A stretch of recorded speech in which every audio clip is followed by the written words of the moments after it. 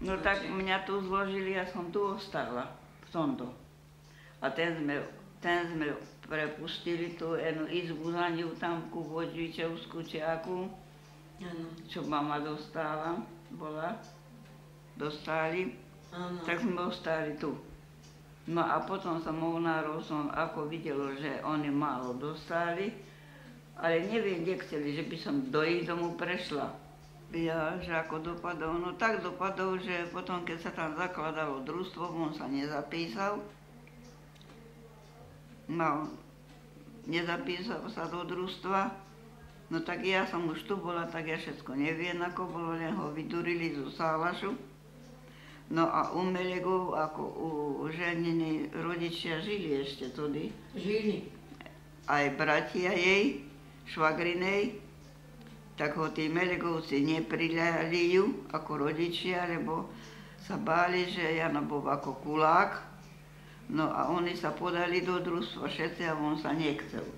Tak oni tašli potom bývať k Báčianovej sesternici, onej Lehockej.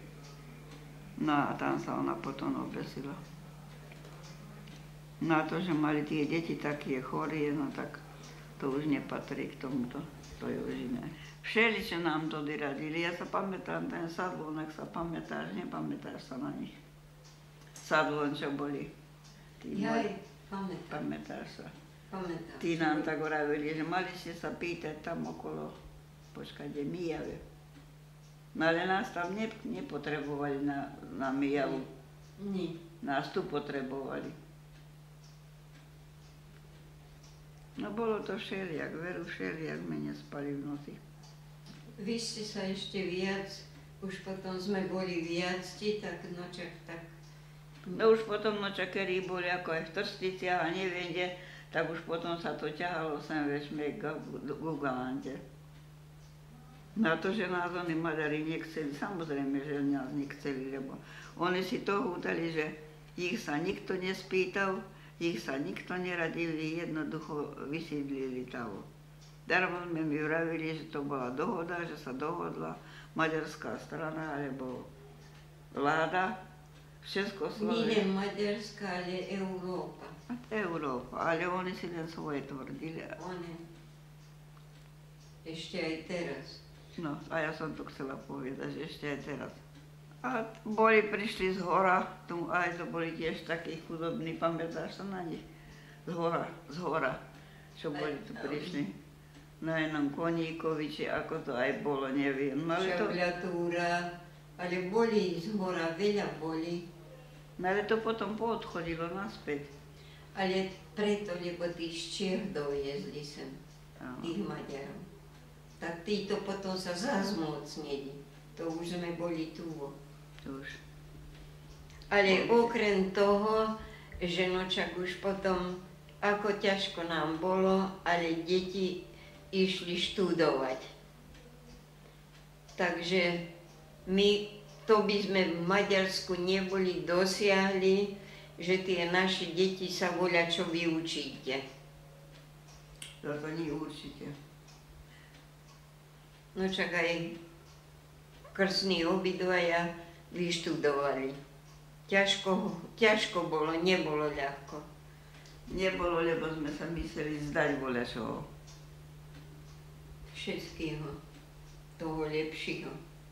Z čoho sme sa mysleli zdať? Mysleli sme sa náboženstva zdať, no. Tak naše deti tak boli obidvaja, že sa kričalo po Galante, že sa Jugoslovania spýtovali, čo sa to zaredí, tí Karasovci, že im deti nechcú dopustiť im do strednej škole. Takže takéto prekážky sme mali, lebo no však vieš, Radan, čo bol dozorcom. No už potom bol v cirkvi, no už keď boli väčšie. No už keď mali na strednú školu.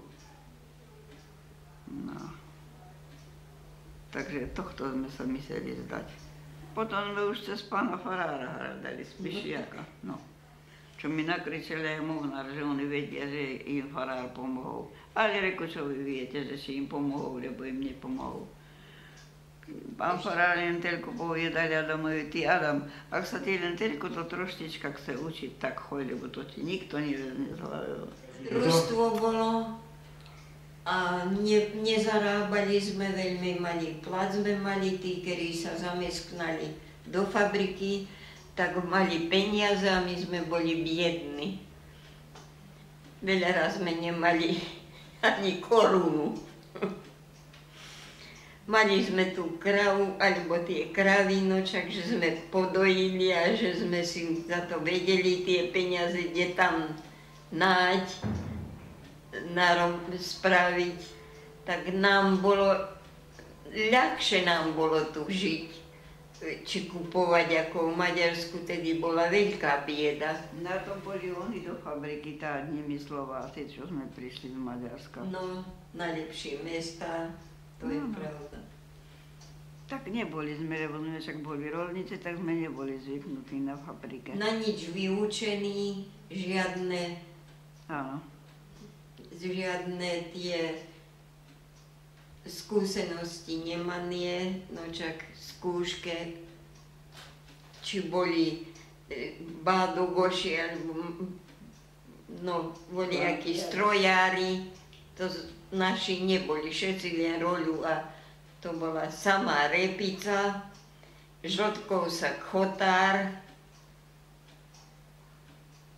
veľmi ťažko bolo robiť, krstnej mame len báču Paľo robil a ten mal dosť, ešte aj Paľo bol malý, maličký, vtedy sa narodil, tak aj mama stará veľa trpeli, ale oni dve s krstnou mamou mojou, tak sa vychytali, to mi rozprávali ešte tvoja mama, a išli do hore a to sa im tak páčilo, tá hora.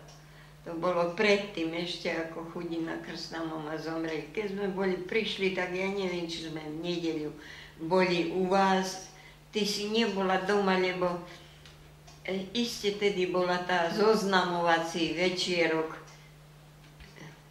Či už to krstná mama vtedy zomreli. No veď ja som len po tretích susedov prišla doli. Ale tak to muselo byť ešte driev. No boli sme v Prahy. Ako taká delegácia sme tam boli s presídlencov, nás povyberali a vybrali aj mňa. Tam si bola v tom Čepci. Tam. No tak kde u Gottwalda. Čo? U Gottwalda. No presídlenci. Potom aj dvora boli. Potom nás za to presídlencov dávali voľakeľky dopredu, ale to bolo už takvo družstvo, komunistická strana vyhrala. To môžem povedať, ja sa pamätám na to, ty si oblečená v čepci, ale pri kom si stála, to nepamätám už. Tak stáli a tam mal prísť Stalin. Ale nie Gottwald, aj s manželkou tam bol. Ale ešte voľak to aj ste obrus od krstnej mame zali, to Stalinovi vari.